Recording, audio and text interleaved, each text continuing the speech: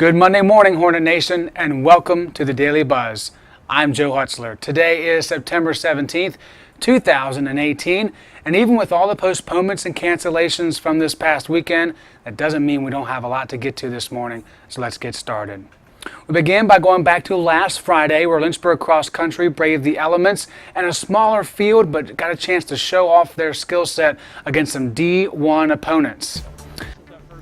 Taking a look inside the huddle, thanks to Coach Brandon Litz for allowing us to put the GoPro on his head. If you haven't seen the Cranium Cam video yet, make sure you do that today. In the first race, it was a 6K for the ladies. Morgan Alvis there in the front of that little pack. Also, Michaela Cholak finishing second on the team. It was Caitlin Johnson who came in top of the pack for Division III runners and first on the Lynchburg squad with a nice finishing time.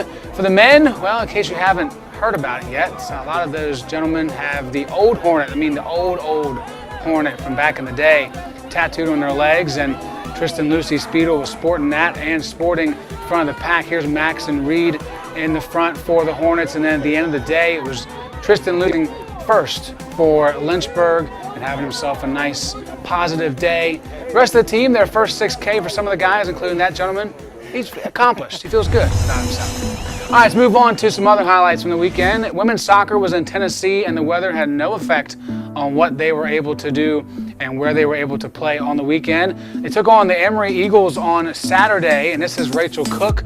Gorgeous lead pass and finish for Caitlin Mertens. This came in the second half, and that would be the only score needed for the Hornets. Also, some really good keeper play by Delia Lasapio. Here we are, 12:40 left in the second half, and a loose ball just bouncing around, and Delia says, instead of wait for it, I'm going to pounce on it. The Hornets take care of the Eagles, 1-0, your final score. Now let's move on to yesterday, or last night in this case. It was Lynchburg again. This time it was against Sewanee, the home team, and things were a little bit easier. Kennedy Jackiebeck gets that one past the keeper to open up the scoring in the first half with 6:48 to go. And then watch this one. Sarah Barnes with the free kick and Alyssa Kopsidis with the garbage goal. They'll give her first of the year. Count them no matter how they come. 2-0 your score into the break here in the second half. Check out this high kick over the extended arms of the keeper from Caitlin Mertens, her 5th goal of the season, which leads the Lynchburg Hornets. And just for good measure, why not, we'll add a free kick for Sarah Barnes, and no one around except for Jackiebeck to clean it up in front. 2 goals for Kenny Jackiebeck along with an assist, and the Hornets roll over the Tigers 4-0, 2-0 on the weekend. Moving on to one schedule change for you today. Lynchburg Golf, the Tom Kinder Invitational, was supposed to be today and tomorrow. Instead, it will be rescheduled to next Monday and Tuesday from the Lakeview Golf Course. All right, let's move on to campus events for today. 5 of them to talk to you about. Today is Constitution Day, recognizes and celebrates when our founding fathers signed the U.S. Constitution. We encourage you to commemorate this day no matter in any way, shape, or form. Also, don't forget about the University of Lynchburg Food Pantry. It is open now. If you want to learn more information, you can do that by visiting the Office of Equity, Inclusion, and Spiritual Life site by going to lynchburg.edu.